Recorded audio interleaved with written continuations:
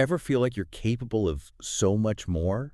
Like you have all this potential just waiting to be unlocked? It's a pretty common feeling. Most of us only scratch the surface, you know? Right. And we keep hearing about all these high achievers, athletes, entrepreneurs, artists. What sets them apart? What's their secret? Well, some folks say it's all about mindset, and that's what we're diving into today. We're taking a deep dive into Inner Excellence by Jim Murphy. This book really flips the script on how we think about success. It argues that we can train our minds for peak performance, just like an athlete trains their body. Yeah. And Murphy dives deep into the mental habits and strategies that can help us get there. Let's start with this idea of self-mastery, which is kind of the foundation of the whole book. Yeah, self-mastery is huge for Murphy. It's about recognizing that we can't control everything that happens to us. Life throws all sorts of curveballs, right? Exactly. But we can control how we react to those curveballs. Okay, so it's more about focusing on our own actions and responses, rather than trying to control external circumstances. It's like that old saying, grant me the serenity to accept the things I cannot change, the courage to change the things I can. And the wisdom to know the difference. Exactly. And Murphy actually connects this idea to Stoic philosophy. Now that you mention it, I do see some parallels there. The Stoics were all about focusing on what you can control. Right, exactly. And they believed that by mastering our inner world, we could find peace and fulfillment regardless of what was happening around us. Murphy takes this concept a step further, though, right? He does. He says it's not just about inner peace, it's about effectiveness. Like when we learn to control our reactions, we actually become more effective in every area of our lives. That's a fascinating idea. So Yeah. how does this actually play out in real life? Well, think about a time when you felt totally overwhelmed by a situation at work. Maybe you had a ton of deadlines or a demanding boss. Oof, yeah, I've been there. We've all been there, right? Now imagine if instead of getting swept up in the chaos, you could take a step back. Take a deep breath. Exactly. And focus on what you can control. Like, what's the most important task right now? How can I break down this huge project into smaller, manageable steps? So it's about shifting our focus from feeling overwhelmed to taking strategic action. Exactly. It's a subtle shift, but it can make a huge difference. Makes sense. But I think for a lot of us, anxiety is a big obstacle to self-mastery. Oh, absolutely. Anxiety can be a total buzzkill. But Murphy has some interesting insights on that, too. He actually sees procrastination as a form of anxiety. Wait, really? Yeah. He says we often put things off because we're afraid of failing or of not being good enough. So it's not just laziness, it's this underlying fear holding us back. Exactly. So instead of beating ourselves up for procrastinating, Murphy suggests we look deeper at the fear that's driving it. Okay, that's a really helpful reframing. But what about those moments when we're actually feeling anxious? Like, how do we manage those feelings?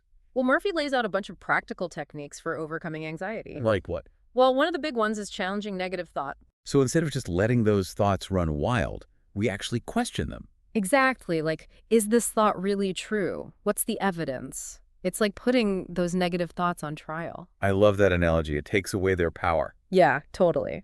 And Murphy also talks a lot about visualization. Visualization. Isn't that like something athletes do? It is. He uses a lot of examples from sports, actually, like visualizing yourself making that game-winning shot or crossing the finish line. Okay, but how does that apply to, everyday life? Murphy argues that visualization can help us achieve any goal, whether it's giving a presentation, having a difficult conversation, or even just getting through a tough day.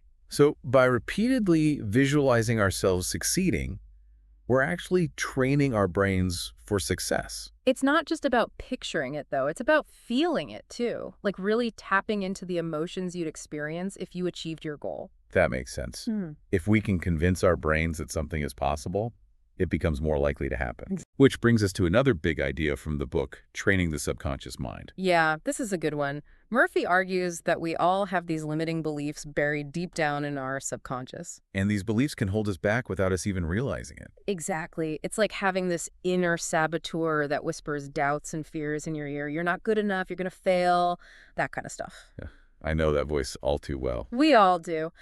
But Murphy says that we can reprogram those subconscious beliefs. How do we do that? He suggests using techniques like visualization, affirmations, and mindfulness to start planting more positive and empowering beliefs. Well, it's like replacing the negative self-talk with more supportive messages. Exactly. He actually compares it to training for a marathon.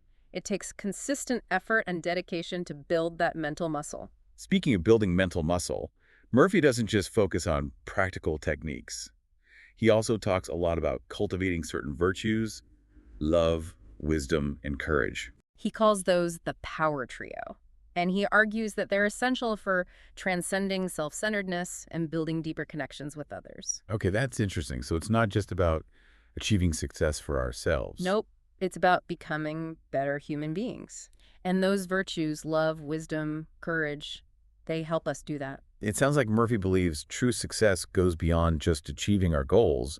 It's about who we become in the process. Exactly. It's about living a life of purpose and meaning. And I'm curious about this concept of daily process goals. Oh, this is one of my favorite parts of the book. It's so practical. So tell me, what are daily process goals? Instead of obsessing over that big end goal, like getting a promotion, writing a book, or whatever it might be, Murphy says we should focus on the daily actions that will get us there. So break it down into smaller, manageable steps. Exactly. So instead of stressing about that promotion, ask yourself, what's one thing I can do today to become a more valuable employee? I like that. It shifts the focus from the outcome, which can feel overwhelming, to the actions we can take right now. And it ties back to the idea of self-mastery, too, because we're focusing on what we can control: our effort, our attitude, our actions. Right. It's about showing up every day and doing the work, even when it's hard. Exactly. This deep dive has been so insightful. We've covered a lot of ground: self-mastery, overcoming anxiety, training the subconscious mind, cultivating virtues, and focusing on daily process goals. It's a lot to take in. It is, Yeah, but it's all connected, right? absolutely. And I think that's what makes Inner Excellence so powerful. It's not just a collection of random tips and tricks. It's a comprehensive framework for achieving lasting transformation. Yeah, and it all starts with taking action. Right. Because knowledge is only powerful when we apply it.